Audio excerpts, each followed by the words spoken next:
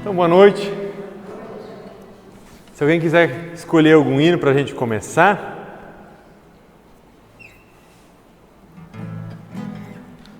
No final a gente vai ensaiar uns hinos para as crianças.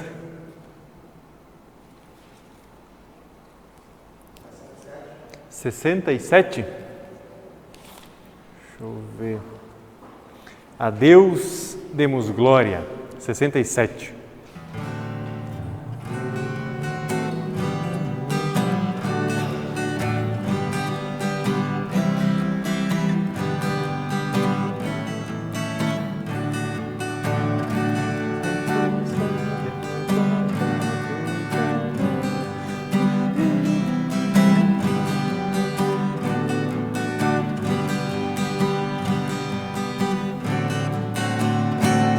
A Deus demos glória com grande fervor, seu Filho bendito por nós todos deu.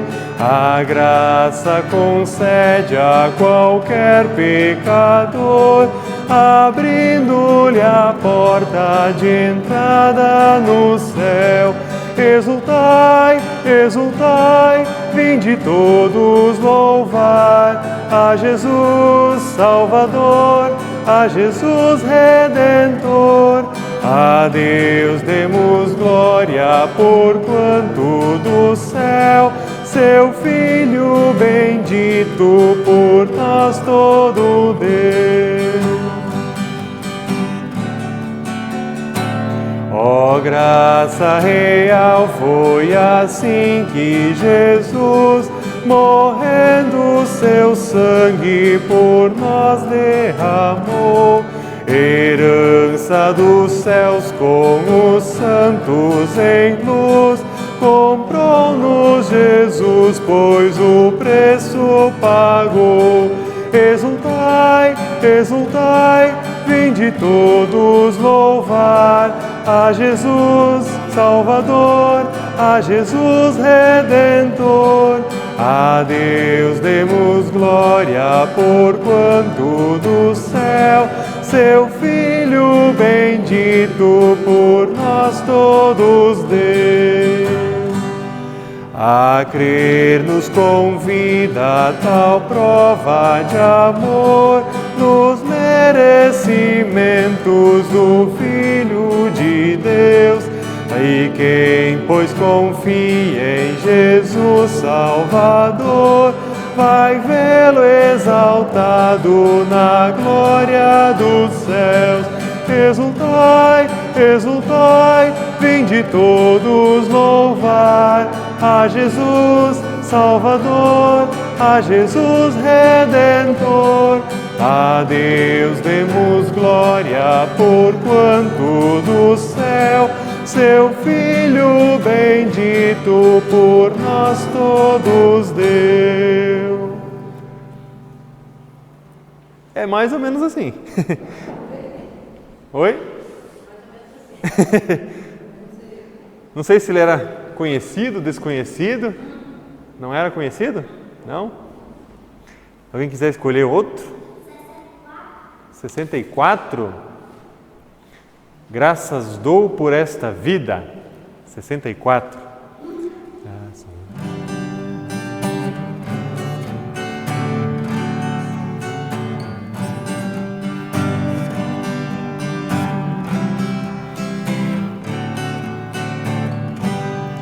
Graças dou por esta vida, pelo bem que revelou. Graças dou por meu futuro e por tudo que passou, pelas bênçãos derramadas, pela dor e na aflição, pelas graças reveladas. Graças dou por teu perdão. Graças pelo azul celeste e por nuvens que há também, pelas rosas no caminho e os espinhos que elas têm, pela escuridão da noite, pela estrela que brilhou, pela prece respondida e a esperança que falhou.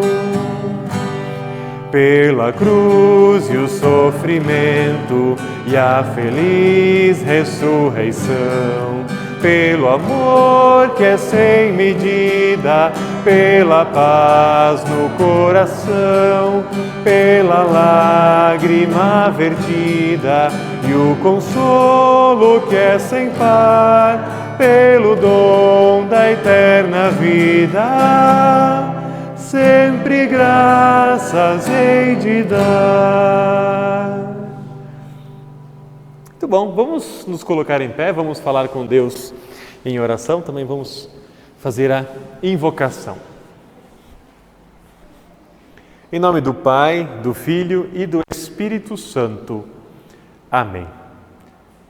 Bondoso Deus e Pai Celeste, Tu és santo, Tu és todo-poderoso, Tu conheces tudo ao nosso redor, Tu conheces também tudo o que está dentro de nós, em nossos pensamentos, em nossos desejos, em nossas angústias e também os nossos medos.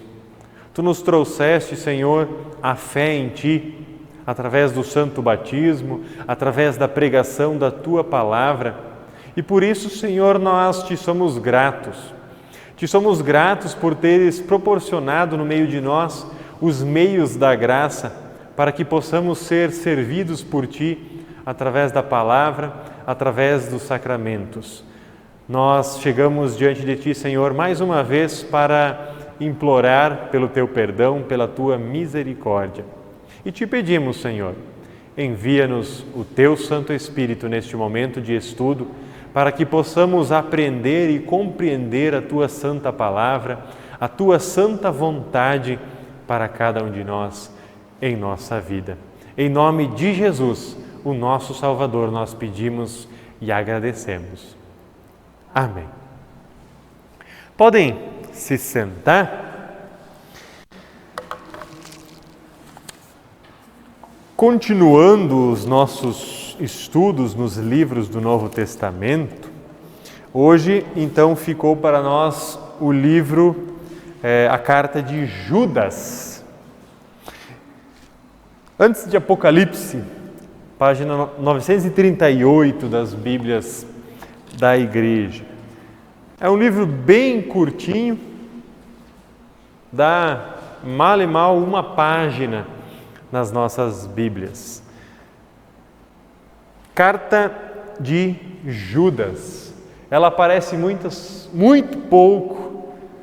Na verdade, eu nem sequer me lembro de em algum momento nos cultos essa carta aparecer como sugestão de leitura. Mas não quer dizer que ela não é importante, não quer dizer que ela não tenha um ensinamento para nós. Tá? Nessa carta, o autor ele se apresenta, ele se identifica como Judas, servo de Jesus Cristo e irmão de Tiago. Lá no versículo 1 do único capítulo dessa carta. Mas esse Judas não é o Judas Iscariotes, tá? Esse Judas, segundo a tradição, tá? Isso já é fora da Bíblia, o que a tradição da igreja entende, que esse Judas ele é meio irmão de Jesus, tá? Ele é meio irmão por parte de Maria e José, tá? Então ele é filho de Maria também, mas com José. Isso segundo a tradição, tá? Na Bíblia nós não temos nada que defenda essa teoria.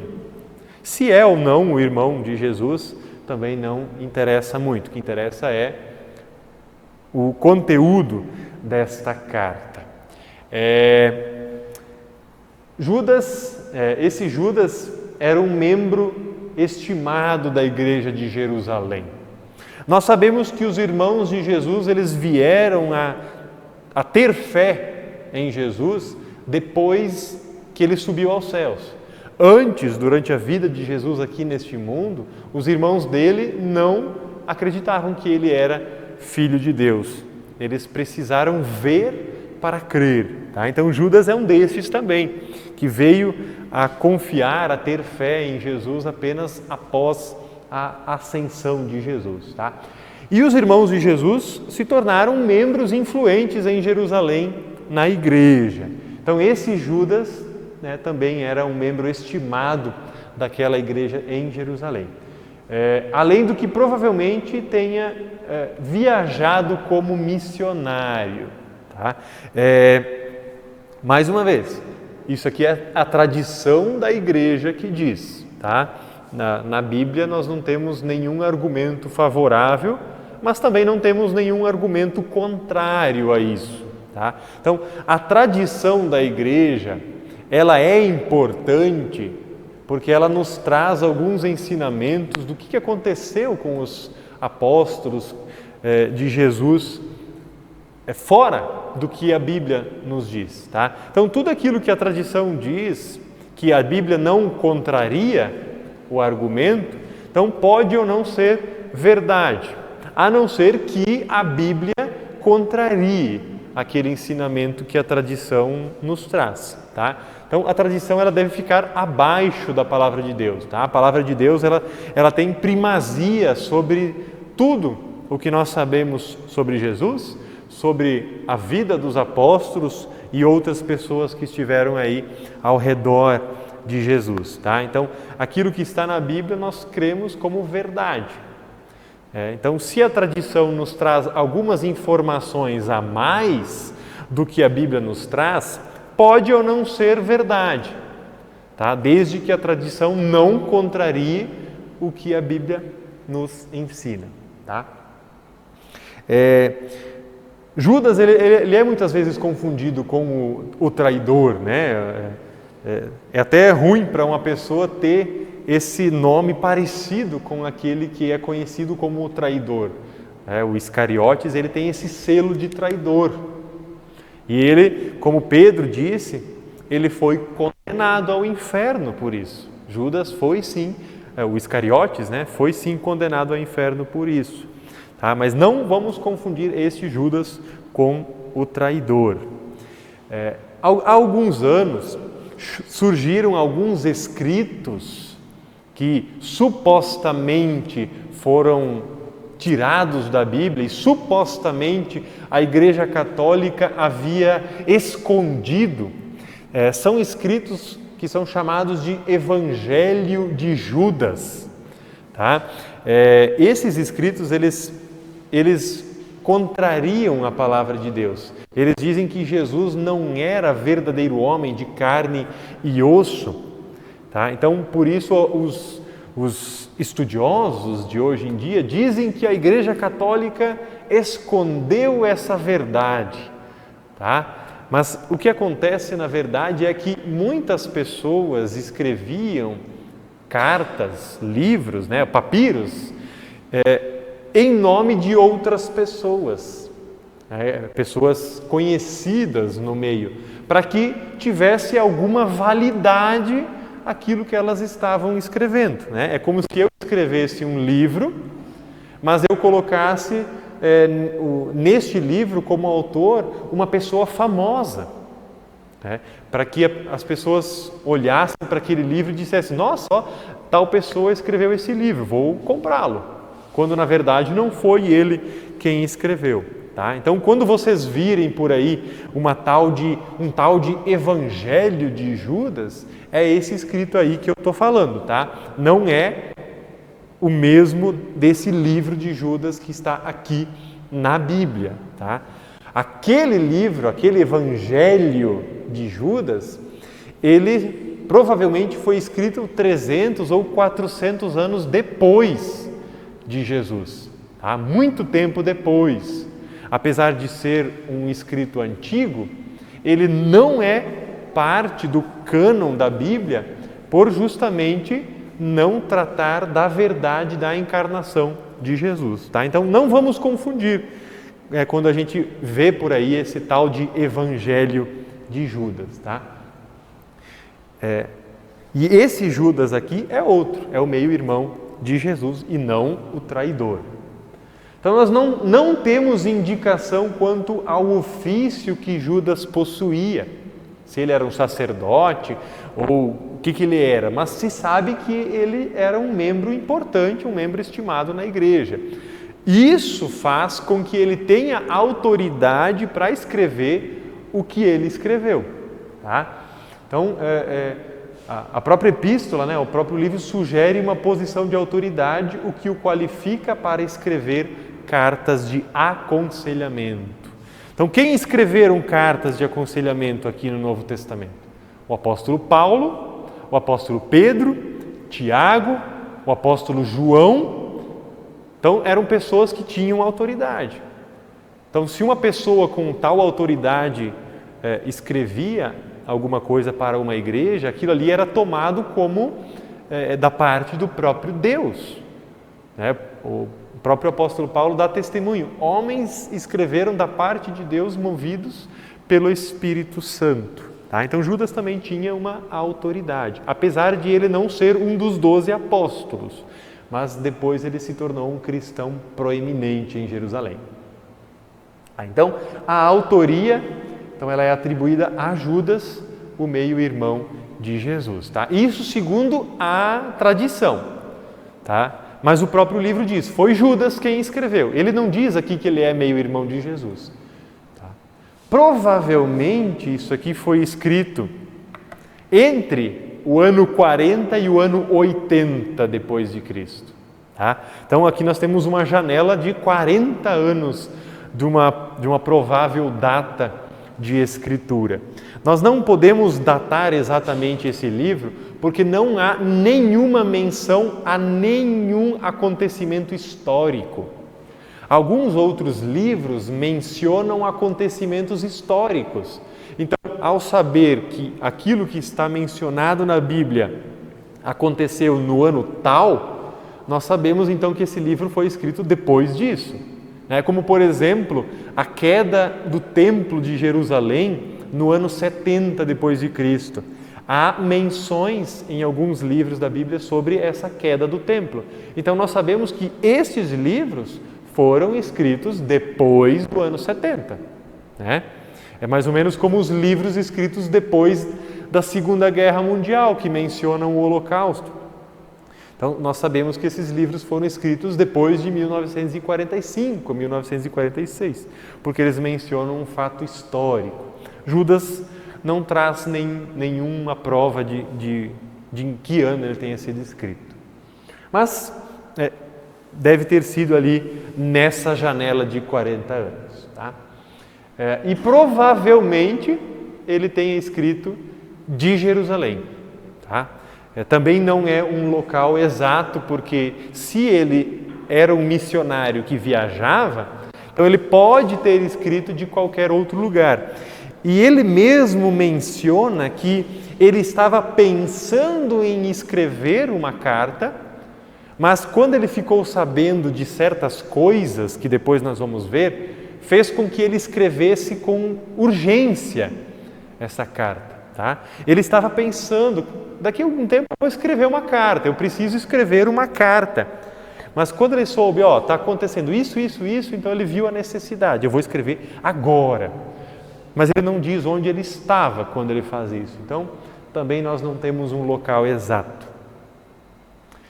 Os principais temas que Judas nos traz aqui no seu livro primeiro, a respeito da salvação que temos em comum. Vamos ver o versículo 1, 2 e 3. O que nos diz essa carta? Se alguém puder ler, versículos 1 até 3.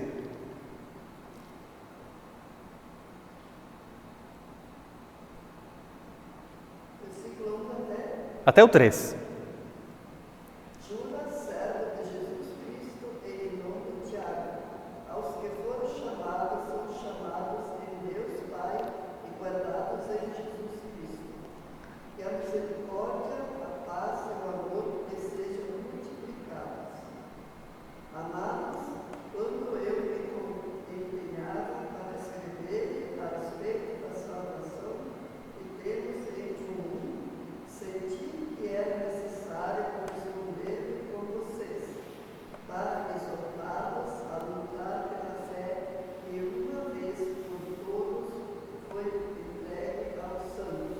Tá? Então, primeiro o versículo 1 aqui. Aos que foram chamados, são amados em Deus Pai e guardados em Jesus Cristo. Tá? Então Judas ele escreve esta carta para cristãos. Tá? Então ele já escreve sabendo que aquelas pessoas que vão ler ou ouvir a carta já conhecem a verdade sobre Jesus, eles têm fé sobre as doutrinas de Cristo.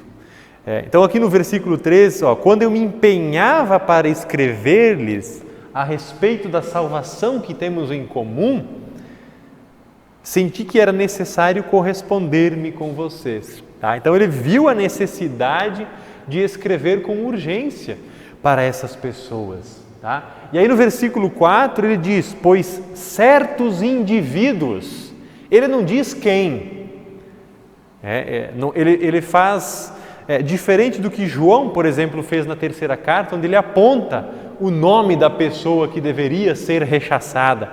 Ele diz, certos indivíduos no meio de vocês, eles se infiltraram no grupo dos cristãos e passaram a criar divisões com os falsos ensinamentos.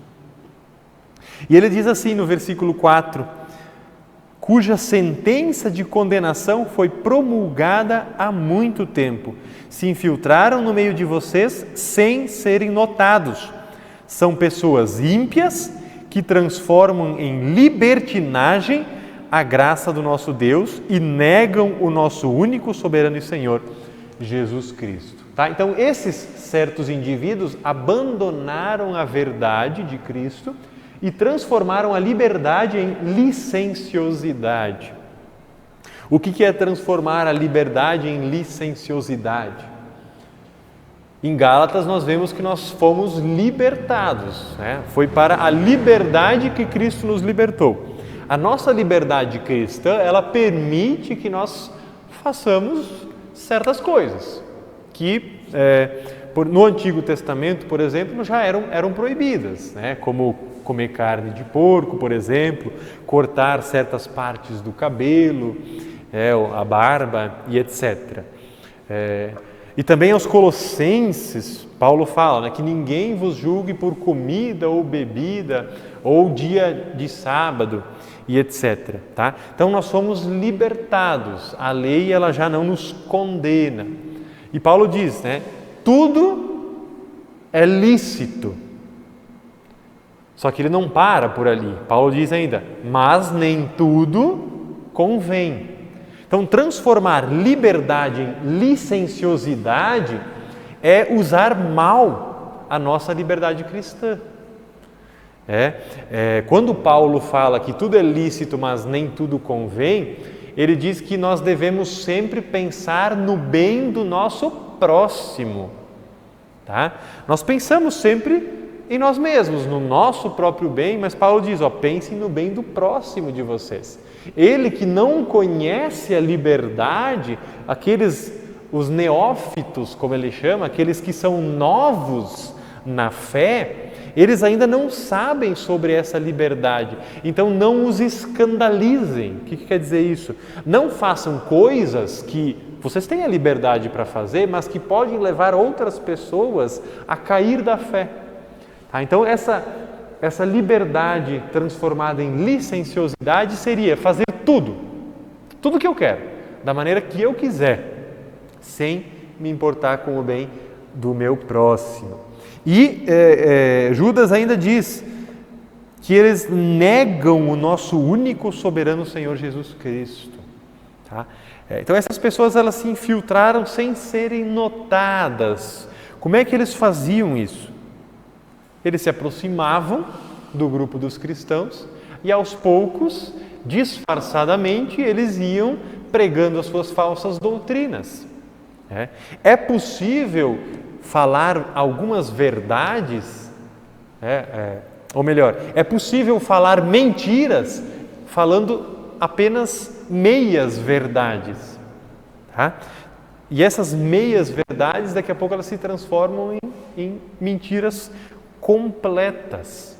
Tá? Então, quando a gente fala, por exemplo, eu tenho liberdade, tudo me é lícito, Se alguém diz assim, você não era cristão, você está fazendo isso, aí eu posso dizer, tudo me é lícito. Isso é uma meia-verdade. Por que é uma meia-verdade? Porque nem tudo convém. Tá? Então eu tenho que explicar o todo e não pegar da palavra de Deus apenas aquilo que me agrada, aquilo que é bom para mim. Porque se eu pegar esse versículo isolado, tudo me é lícito, apenas essa frase, está na Bíblia. Na Bíblia diz que tudo me é lícito. E aí quem não conhece vai dizer, é verdade, se está na Bíblia que tudo é lícito, então eu posso fazer qualquer coisa, aquilo que eu quiser. Então a gente precisa ler tudo, mas nem tudo convém. Tá? Então isso seria utilizar de meias verdades para ensinar uma mentira. Então essas pessoas, elas iam se infiltrando e iam ensinando esses falsos ensinamentos e levando muitas pessoas consigo para negarem a Cristo. Tá? O único objetivo sempre é negar a Cristo. João já havia falado sobre aqueles que negavam a corporeidade de Cristo, né? Que Jesus era verdadeiro homem, em carne e osso. Alguns diziam que ele era apenas um espírito. Tá? Se nós falamos, Jesus é verdadeiro Deus, no Antigo Testamento fala que Deus é espírito. Então é uma meia-verdade. Nós sabemos que se Jesus é verdadeiro Deus, então ele é espírito. Mas a palavra de Deus também ensina que ele é verdadeiro homem, de carne e osso. Tá? Então, esses falsos ensinamentos estavam entrando naquele grupo a quem Judas escreve. Tá? Então, Judas dá exemplos do Antigo Testamento de pessoas que abandonaram Deus e sofreram o castigo. Ele diz, certas pessoas fizeram isso que vocês estão fazendo e olha o que aconteceu com eles. Daqui a pouco a gente vai ver aqui, já vamos ver. Quem são esses exemplos que Judas nos traz? Vamos ver o versículo 7. Se alguém puder ler. Igualmente, Sodoma, Gomorra e as cidades vizinhas que também se entregaram à imoralidade, adotaram práticas contrárias à natureza. Foram postas como exemplo do castigo de um fogo eterno. Então é um exemplo do Antigo Testamento. Nós temos lá em Gênesis 19 falando de Sodoma e Gomorra. Muitas vezes a gente fala só de Sodoma e Gomorra, mas aqui Judas diz, e outras cidades vizinhas. Tá? Não foi só Sodoma e Gomorra. Elas eram as principais, elas eram as maiores da região, mas outros vilarejos, outros lugares também sofreram esse castigo desse fogo eterno. Então aqui Judas traz esse exemplo. Olha o que aconteceu com os sodomitas. Até se transformou em um adjetivo, né? Ó o sodomita. Quando se fala em sodomia, se imagina todas as imoralidades sexuais ou imoralidades pagãs possíveis, né? Não somente no quesito sexualidade, mas em tudo. Adoração a falsos deuses e etc. Né? Práticas contrárias à natureza, Judas diz aqui. Olha o que aconteceu com eles. Não vão pelo mesmo caminho. Eles são um exemplo do castigo de um fogo eterno. Tá? Depois também, versículo 11, vamos ver o que fala no versículo 11. Se alguém puder ler. Ai deles, porque seguiram o mesmo caminho de Caim, e movidos por ganância, caíram no erro de Balaão e foram destruídos na revolta de Corá. Tá, então ele fala aqui de Caim, Gênesis 4, Balaão, Números 31 e Corá, número 16. Exemplos do Antigo Testamento de pessoas que foram desobedientes a Deus. Né? Caim, onde ele foi desobediente a Deus?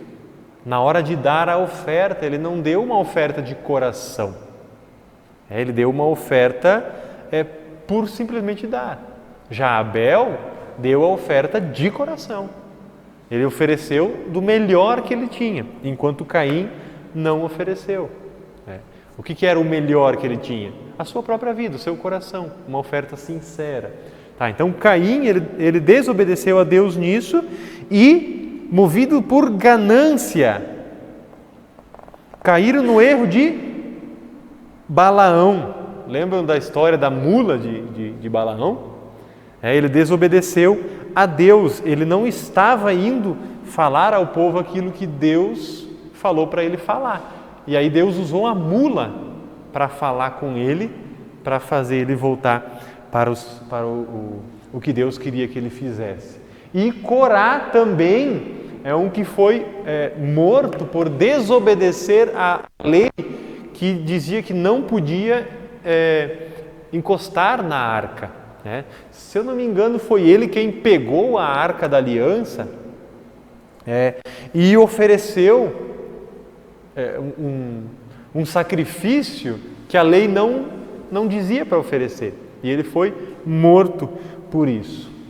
Fora outros que pegaram a arca da aliança e levaram essa arca para uma batalha. E lá os inimigos roubaram essa arca. Deus não queria que eles fizessem isso, então eles roubaram a arca, perderam a arca e também foram castigados. Mas esses são os exemplos aqui, esses 4 exemplos que Judas nos traz do Antigo Testamento. Então Judas, ele é um conhecedor também do Antigo Testamento, assim como também os leitores desta carta, provavelmente cristãos de origem judaica. Eles ouviram sobre o Antigo Testamento e provavelmente conheceriam a história dessas pessoas, e dessas cidades. Qual que era o objetivo de Judas ao escrever então esta carta? A intenção era aumentar a resistência a esses tais mestres que estavam pervertendo a palavra de Deus. Uma coisa que a gente tem que ter em mente é que nós, como cristãos, nós não somos indefesos. Paulo diz que o diabo é como um leão que ruge, que anda ao nosso redor. Mas nós não estamos indefesos aqui neste mundo. Nós devemos fazer uso pleno das nossas defesas.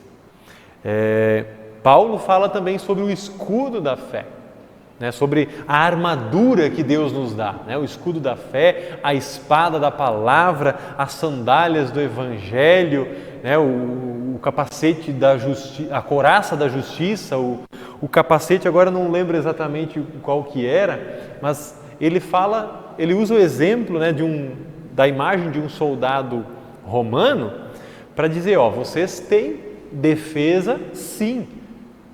A armadura Deus deu para vocês. E o principal em uma armadura é o escudo. O escudo, ele tampa praticamente o corpo inteiro do soldado. E esse escudo é o escudo da fé.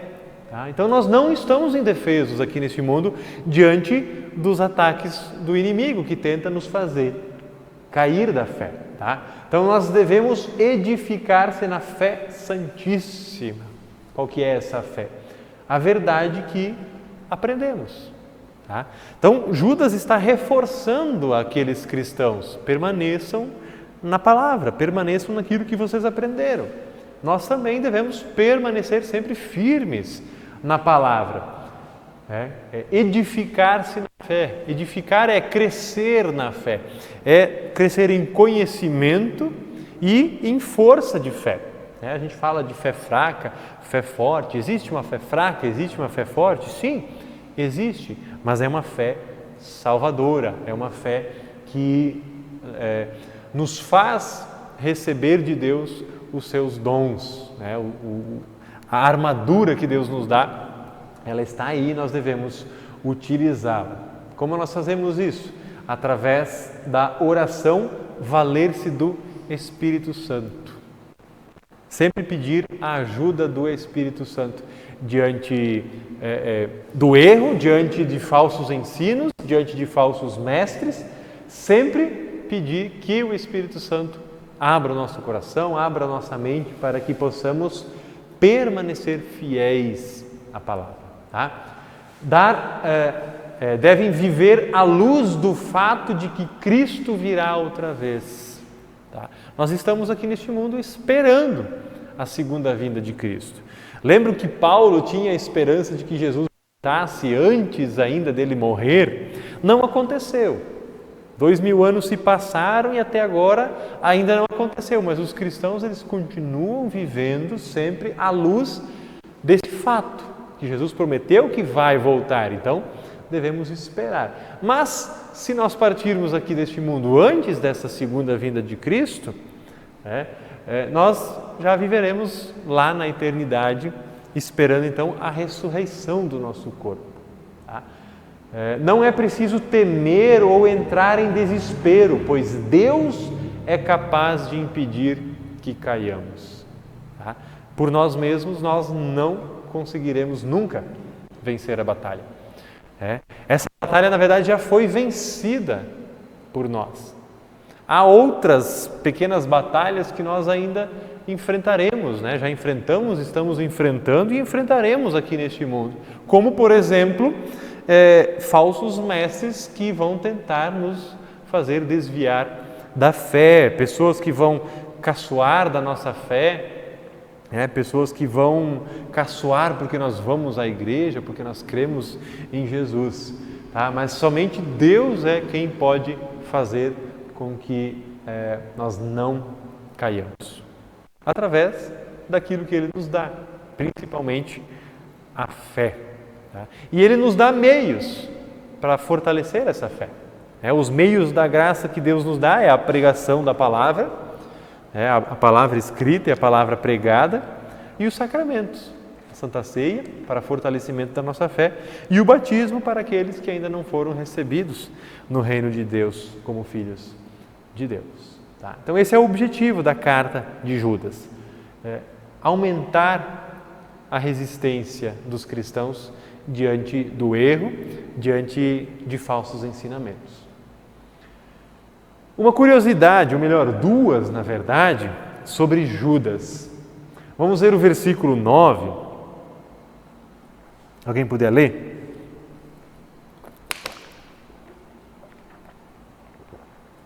Contudo, nem mesmo o arcanjo Miguel, quando entrou em conflito com o diabo e discutia a respeito do corpo de Moisés, ousou pronunciar sentença difamatória contra ele.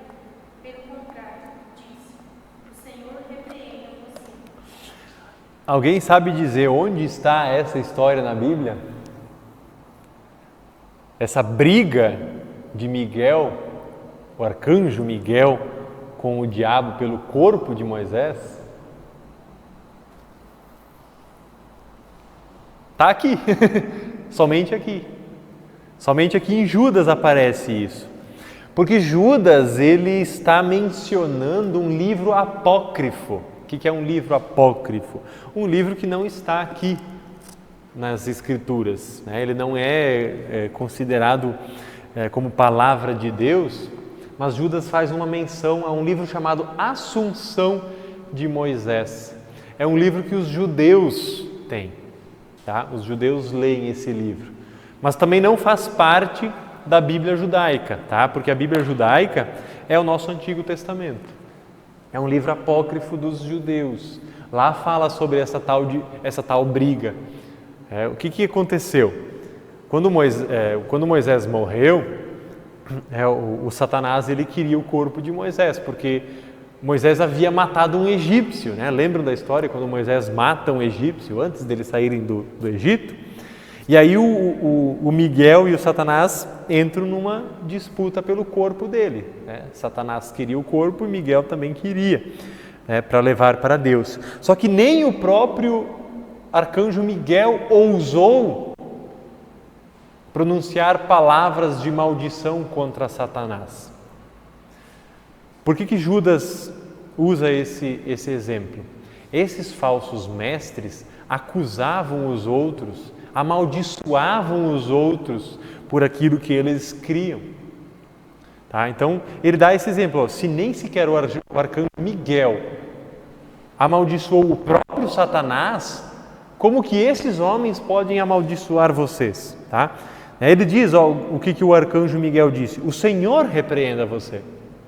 É Deus quem repreende, tá? Então só Deus pode repreender da maneira justa as pessoas, tá? Então a resposta de Miguel representa a resposta que o povo deveria dar a esses falsos mestres, em contraste com o que os falsos mestres faziam. O povo deveria fazer o mesmo, ó, que o Senhor repreenda vocês por esses falsos ensinos. Tá? Outra curiosidade, versículo 14 e 15.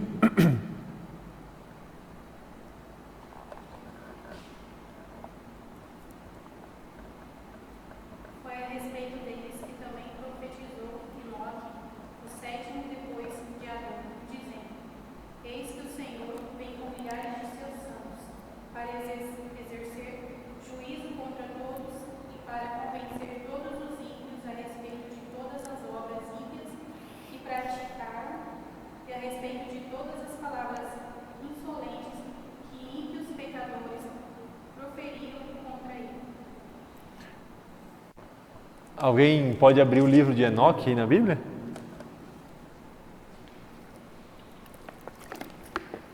É outra menção que Judas faz de um livro apócrifo, tá? Ele fala aqui do profecia de Enoque. Enoque, ele também não está aqui na Bíblia como um profeta. Esse Enoque é mencionado aqui, tá? Ele diz, né, o sétimo depois de Adão. Ele está ali na genealogia, na árvore genealógica de Adão e dos primeiros seres humanos, né? Mas ele fala: eis que o Senhor vem com milhares de seus santos para exercer juízo contra todos e para convencer todos os ímpios a respeito de todas as obras ímpias que praticam. Ele está mencionando não o Antigo Testamento, mas mais um livro apócrifo, tá? Então Judas, ele tirou essas citações de livros que ele e os leitores da sua carta conheciam e respeitavam, mas que não fazem parte da Escritura Sagrada, tá?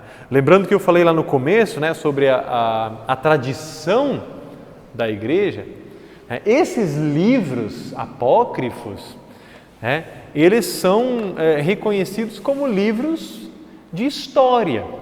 Eles são livros que apresentam história do povo de Israel, história de outros povos, mas eles não foram colocados no cânon bíblico, tá? Então, quando esses livros não contradizem a palavra de Deus, eles podem ser lidos, né, tranquilamente, tá? Agora, por exemplo, aquele Evangelho de Judas é um livro perigoso, é um livro que vai contra o ensinamento da Bíblia. Então é um livro que não deveria, né, ser lido. E quem o escreveu vai sofrer, né, a repreensão de Deus, né, que o Senhor repreenda você, né, o escritor do Evangelho de Judas.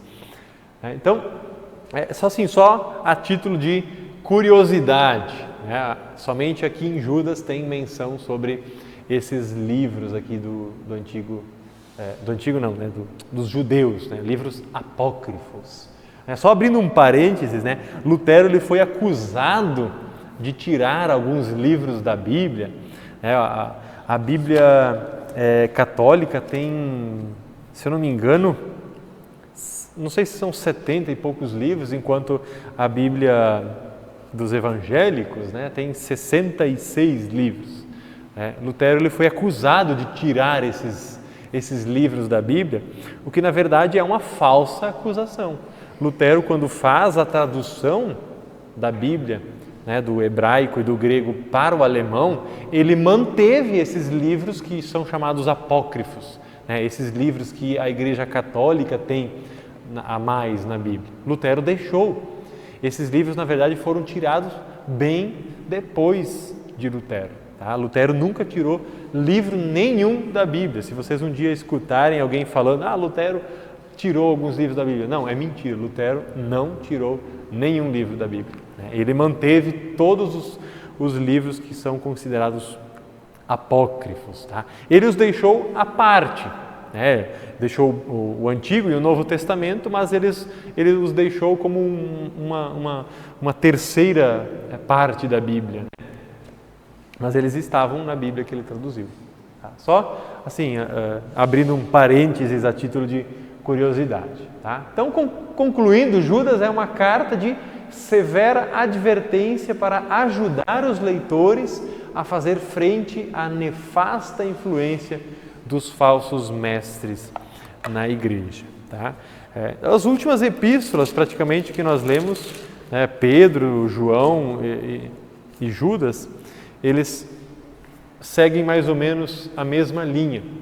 Até Judas é comparado muito com a segunda carta de Pedro. É muito parecida com a segunda carta de Pedro. Tá? Os temas são bem semelhantes, tá? Geralmente para combater falsos ensinos. Né? Naquela época não existia o Novo Testamento. Tá? O Novo Testamento estava sendo escrito. Quando aparecia um erro dentro da igreja, os apóstolos escreviam contra este erro. E esses livros depois acabaram sendo juntados aqui, né, no que nós chamamos hoje de Bíblia Sagrada. Hoje em dia ainda surgem erros dentro da igreja e muitas vezes a igreja ela precisa se posicionar contra esses erros. Né? Vamos pegar o exemplo da IELB, né, a Igreja Evangélica Luterana do Brasil, como denominação. Muitas vezes ela precisa reforçar alguns ensinos através de posicionamentos oficiais. Tá? Se a gente entrar lá no site da IELB, a gente vai achar uma aba lá chamada Posicionamentos Oficiais. Lá tem sobre maçonaria, sobre religião e política, sobre Santa Ceia, vários posicionamentos oficiais que são discutidos na igreja entre a comissão teológica, né, que é um grupo de pastores e professores de teologia, e esses posicionamentos oficiais, eles são discutidos na convenção nacional da igreja e são aprovados então pela maioria dos votantes, né, na convenção, geralmente os pastores e o líder leigo. Então, hoje em dia também acontece essa necessidade de muitas vezes a igreja se posicionar e reafirmar algumas verdades, né, que muitas vezes as congregações elas acabam às vezes se distanciando. Tá? Então, se alguém tiver curiosidade, pode entrar um dia lá no site da IELB e procurar lá, posicionamentos oficiais. Ali vai ter uma lista de vários temas que a igreja aborda e reafirma, né, como verdade. Tá? Então esse foi o livro de Judas. Algum comentário sobre isso? Perguntas? Não? Só uma colocação, Sodoma e Gomorra, a gente sempre aprendeu a cidade de Sodoma e Gomorra. Sim. Aqui fala sobre cidades vizinhas. Deixa eu lembrar se em Gênesis 19 fala também de cidades vizinhas. Mas aqui menciona, né, cidades vizinhas. A gente acha que eram só elas duas, né? Quando, na verdade, deixa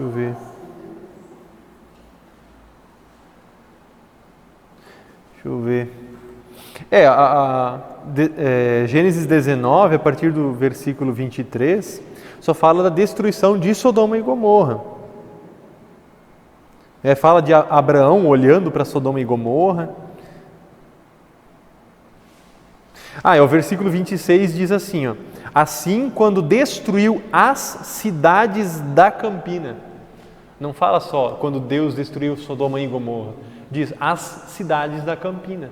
Então aqui já subentende-se que haviam mais, além de Sodoma e Gomorra, né? Aí fala de Abraão, Ló.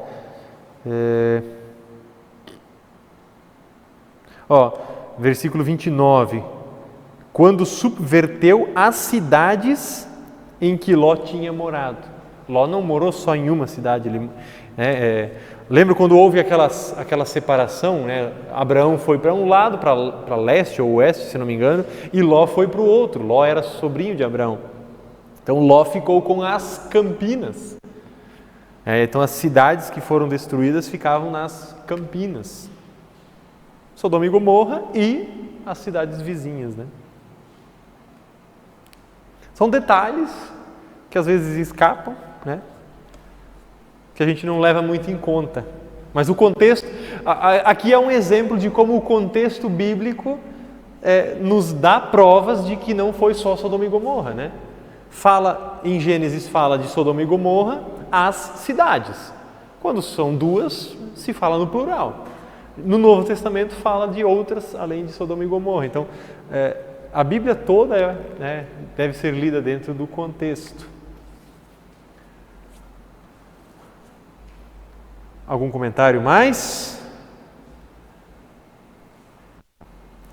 Para a próxima, eu não vou entrar em Apocalipse ainda, porque Apocalipse ele vai demandar mais tempo, pelo menos, se eu não me engano, 5 ou 6 estudos, tá? 5 ou 6 quartas-feiras, tá? Então, eu vou deixar um pouco mais para frente. Vamos aproveitar as últimas quarta-feiras de outubro e fazer estudos relacionados, então, à reforma, né? Que nós vamos lembrar no dia 31 de outubro. E aí, na última quarta-feira desse mês, se eu não me engano é no dia 26, a gente vem um pouco mais cedo, às 7 horas, pode ser, e a gente assiste junto o filme de Lutero. Esse filme ele tem mais ou menos 1h40, né? Aí a gente assiste ele aqui junto, a gente projeta ele aqui, quem quiser trazer uma cadeira mais confortável traz, né? E traz uma pipoca, alguma coisa, um refri, e a gente assiste esse filme aí para fechar o mês de outubro aí estudando um pouco sobre a reforma, pode ser? Tá? No dia 26, isso, tá? Aí a gente vem mais cedo, às 7 horas, para não ir muito para dentro da noite, tá? Então, às 7 até 8h30 já vai ter acabado o filme. Tá? Então, a gente deixa Gênesis para a partir de novembro e dezembro, aí a gente consegue vencer o livro de Gênesis. Os estudos já estão prontos, né? Porque eu já fiz esse estudo em redenção e foi bem proveitoso. A gente detalhou muito, né? Então, cada estudo a gente vai olhar no máximo um capítulo ou 2 de Apocalipse, tá? A gente não vai fazer como aqui, um apanhado geral. Ali a gente vai entrar no texto, vai olhar cada sinal, cada símbolo, cada significado lá dentro de Apocalipse. Para entender melhor, porque Apocalipse é um livro muito enigmático. Então, em um estudo não dá para abordar tudo. Por isso, então, vão ser 6 estudos. Tá? Vamos encerrar fazendo a oração. Depois eu quero só dar uma ensaiada rápida nos hinos para a gente fazer domingo o nosso momento especial com as crianças. Vamos nos colocar em pé, fazemos a oração, pedimos a bênção e aí a gente dá uma ensaiada nas músicas, pode ser? Querido Deus, amado Pai Celestial, nós te damos graças por nos trazeres à Tua Igreja para ouvirmos a Tua Palavra e para também meditarmos nos Teus ensinamentos. Te damos graças, Senhor, por teres levantado profetas, sacerdotes, apóstolos fiéis a Ti para fortalecer, para repreender e para ensinar o Teu povo para que permaneçam fiéis na verdade que receberam.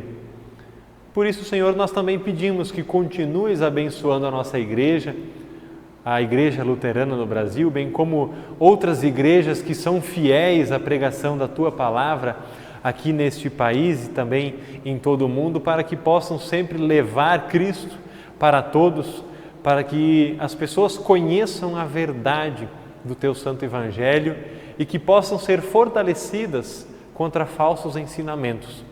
Nós te damos graças, Senhor, por tudo o que tens feito sobre cada um de nós e sobre a nossa vida. Te damos graças, Senhor, em nome de Jesus. o nosso Salvador. Amém. Vamos pedir a bênção? O Senhor nos abençoe e nos guarde. O Senhor faça resplandecer o seu rosto sobre nós e tenha misericórdia de nós. O Senhor sobre nós levante o seu rosto e nos dê a paz. Amém.